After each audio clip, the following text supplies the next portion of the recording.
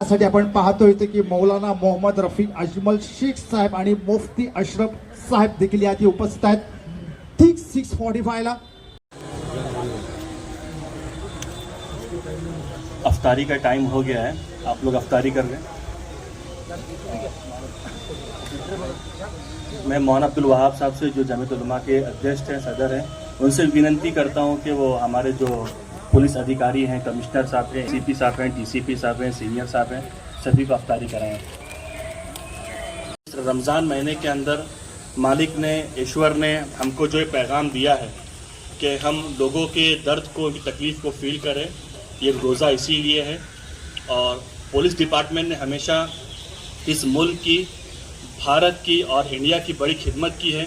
मैं तो अक्सर कहता हूं कि जब भी हम पुलिस वालों को देखते हैं तो हमको हेमंत करकरे साहब, अशोक साहब, कामते साहब ज़रूर याद आते हैं, जो इस मुल्क के लिए शहीद हुए. इसी किसी शायर ने आप ही के बारे में, कमिश्नर साहब, कहा था कि ना तेरे बदन से ना तेरे आस्ती से आएगी, हम ही शहीद हुए हैं, हम ही से आएगी. तारीख बदल रहे हो तो बदल डालो, हमारी खून खुशबू ज़मीन से आएगी.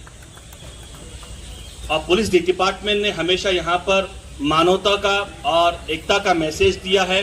और पुलिस हमेशा ये चाहती है, बल्कि हम भी ये चाहते हैं. और जो लोग दो समाजों को आपस में लड़ाते हैं, उनको मैं सिर्फ एक संदेश देना चाहता हूँ कि ये तेरी मेरी बात है, अखबार मत बना, इस देश को देश रहने दे, बाजार मत बना.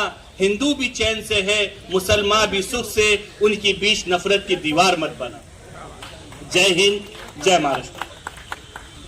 देश में देखेंगे तो वहाँ की न्यूज़ आती होगी कि यहाँ पर ऐसा हुआ, वेगड़ी वेगड़ी न्यूज़ आती है. लेकिन एक मुमरा, एक वही जैसा शहर है जहाँ पर आपको कभी न्यूज़ नहीं आएगी कि यहाँ पर हिंदू मुस्लिम आपस में लड़ पड़े. और ये यहाँ पर न्यूज़ इसलिए नहीं आती है कि जब से ये मुमरा बसा है, अगर कोई हिंदू भाई भूखा होता है तो मुसलमान भूख की हालत में रहकर सबसे पहले अपने हिंदू भाई खिलाता है.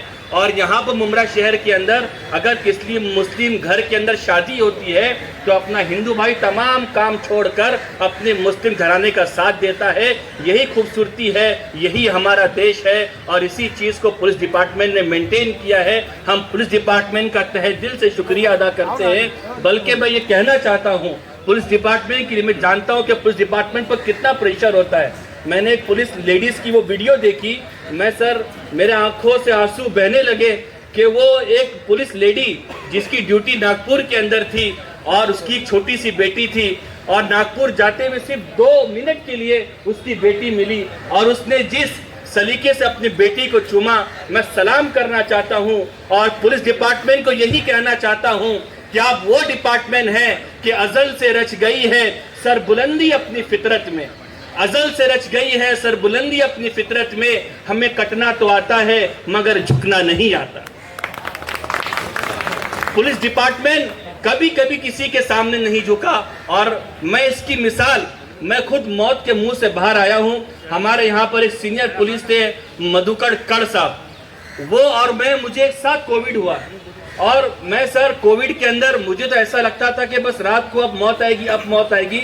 तो मुझे मधुकर कर साहब का, जो यहाँ के सीनियर पुलिस थे, मुझे फ़ोन किए और इरशाद भाई कहा कि मुफ्ती साहब घबराना मत, रंज मत करना, बिल्कुल मत घबराना, कालजी घेऊ नका, तुम्हें कुछ नहीं होगा. तुम्हें कुछ इसलिए नहीं होगा कि ना पुलिस डिपार्टमेंट ने किसी का बुरा किया और ना तुमने किसी का बुरा किया. जो किसी का बुरा नहीं करता तो मालिक कभी उसका बुरा नहीं करता. और वो मंजर मुझे अभी तक याद है कि जब मधुकर साहब, जब पुलिस हॉस्पिटल से जब बाहर निकले और जिस खुशी के आंसू उनके चेहरे से, उनकी आंखों से गिर रहे थे. बस मैं यही बात कहना चाहूंगा कि मशहूर जो एक काफिले अहले जुनू है, कि मशहूर जो एक काफिले अहले जुनू है, उस काफिले के काफिले सालार भी हम ही है. झुक जाने की आदत या और बात, वरना खिंच जाए तो वक्त की तलवार भी हम ही है. यही डिपार्टमेंट था जिन्होंने आतंकवादियों को मुंबई से रोका. यही डिपार्टमेंट है जो ड्रग्स वाले जब हमारे शहर में आते हैं तो रोकते हैं. ये वही डिपार्टमेंट है. जब मैं उन सीनियर कमिश्नर साहब के केबिन में कहा कि सर हमारे यहाँ बहुत ट्रैफिक होता है, कहा 2 मिनट, एसीपी साहब को सामने बुलाया और कहा कि अभी प्रॉब्लम को सॉल्व करो. सर हम तुम्हारा शुक्रिया अदा नहीं कर सकते, बस इस मंच के साथ ये कहना चाहेंगे कि जय हिंद.